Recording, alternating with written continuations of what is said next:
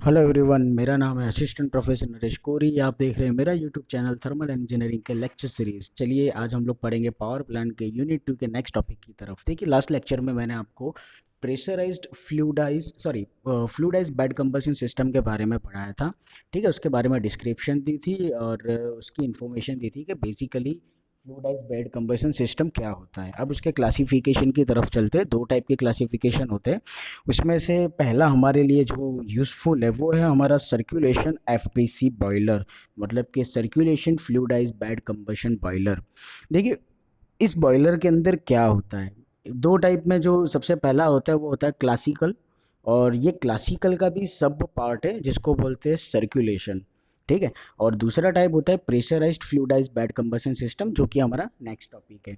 मैं आप लोगों को सर्कुलेशन सिस्टम के बारे में बताऊंगा। सर्कुलेशन सिस्टम हमारे क्लासिकल के बेस पर है। क्लासिकल सिस्टम के अंदर क्या होता था कि जो डिस्ट्रीब्यूटर होता था हमारा, जो हमारे फील्ड को डिस्ट्रीब्यूट करने के लिए या एयर को डिस्ट्रीब्यूट करने के लिए यूज होता था, वो उसको ब्लॉक कर देता था।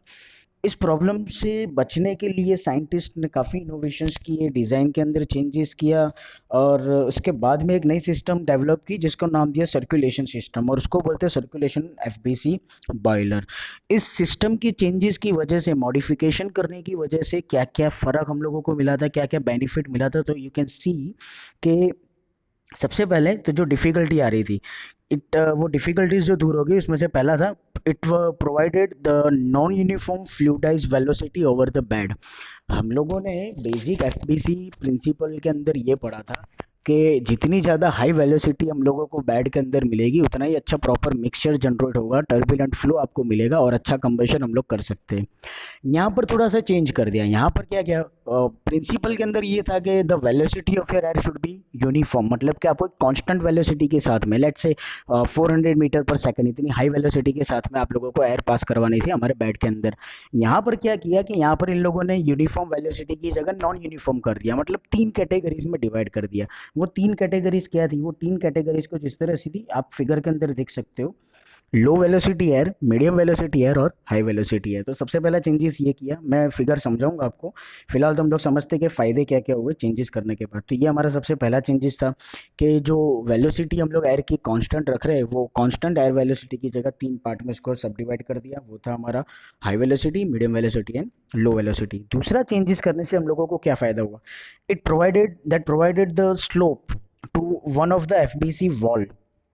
एफबीसी वॉल मतलब चार तरफ की जो वॉल होती है, या तीन टाइप की जो तीनों साइड, सारी साइड से जो वॉल होती है, उसमें से एक साइड पे हम लोगों ने क्या कर दिया, यहाँ पर उन लोगों ने स्लोप प्रोवाइड कर दिया FBC wall over the bed to contain light particle, क्योंकि जितने ज़्यादा लाइट पार्टिकल मिलेंगे उतना ही अच्छा कंबशन हमको मिलेगा।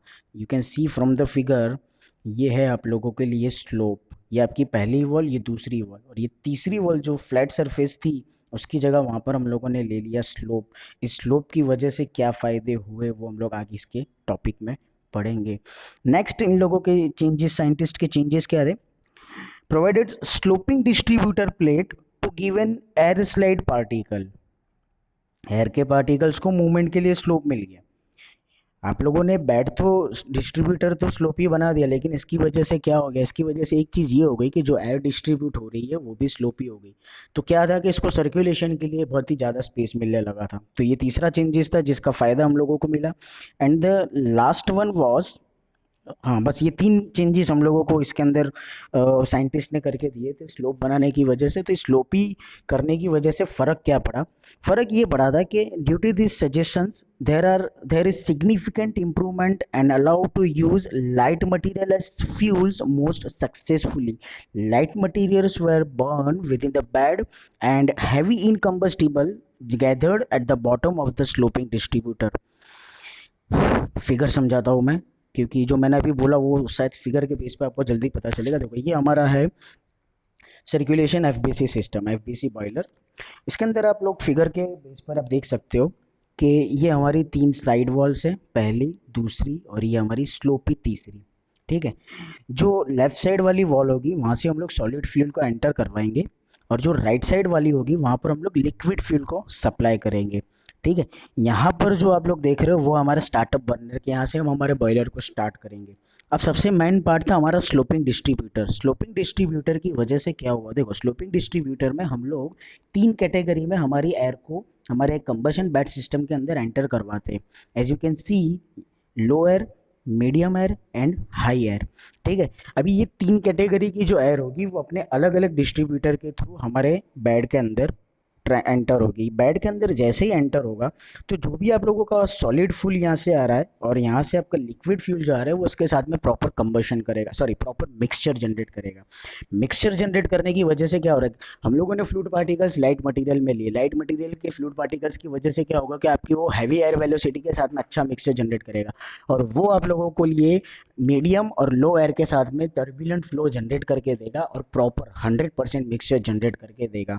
100% मिक्सचर जनरेट करने की वजह से क्या होगा, the temperature of the system will be high. ठीक है, यू कैन सी जो भी फ्यूल का कंबशन होगा, फ्यूल के कंबशन की वजह से जो ऐश जनरेट होगी वो ऐश आपकी यहाँ से, क्योंकि स्लोपी डिस्ट्रीब्यूटर है तो यहाँ से आप लोगों की ऐश और जो भी इम्प्योरिटीज होगी, डस्ट पार्टिकल होंगे बराबर, वो सारे के सारे यहाँ नीचे की तरफ बाहर निकल जाएंगे। ठीक है, फर्क क्या पड़ रहा है, इतनी तीन टाइप की एयर वेलोसिटी की वजह से क्या फर्क पड़ रहा है।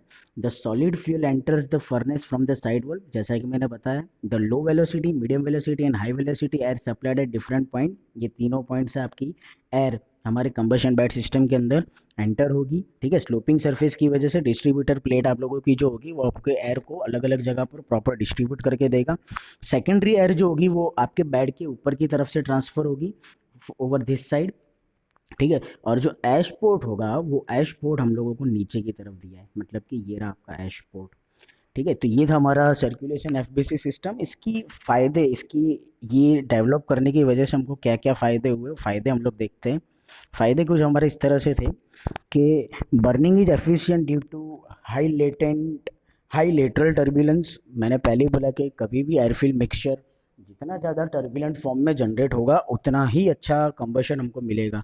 तो ये स्लोपी डिस्ट्रीब्यूटर की वजह से क्या हो रहा था कि हम लोगों को हाई एफिशिएंट, बहुत ही ज़्यादा और बहुत ही अच्छा टर्बुलेंस मिल रहा था हमारे एयरफील्ड मिक्सचर के बीच में, जिसकी वजह से हम लोग नियर अबाउट 100% कंबशन कर सकते हैं। दूसरा था हमारे पास में very less solid particles left in the furnace along with the flue gases. Generally क्या होता है कि फ्यूल के तौर पर जब आप सॉलिड फ्यूल यूज़ कर रहे हो, मतलब कि कोल का यूज़ कर रहे हो, तो इट्स नॉट नेसेसरी कि 100% कोल का आप लोगों का कंबशन होगा। There will be some solid particles will remain as it is.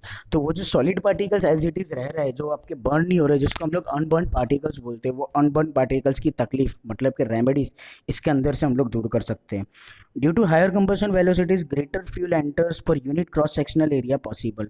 जितना हो सके उतना ज़्यादा से ज़्यादा हायर वेलोसिटी वाला एयर हम लोग हमारे बेड कंबशन सिस्टम के अंदर, इस सर्कुलेशन सिस्टम के अंदर एंटर करवा सकते हैं, ताकि वो हमारे फ्लूइड पार्टिकल्स के साथ में मैक्सिमम कांटेक्ट बनाए। और ये हम लोग कर सकते थे हमारे बेड के per unit cross sectional area के रिस्पेक्ट में। फोर्थ था हमारे लिए higher combustion efficiency is possible.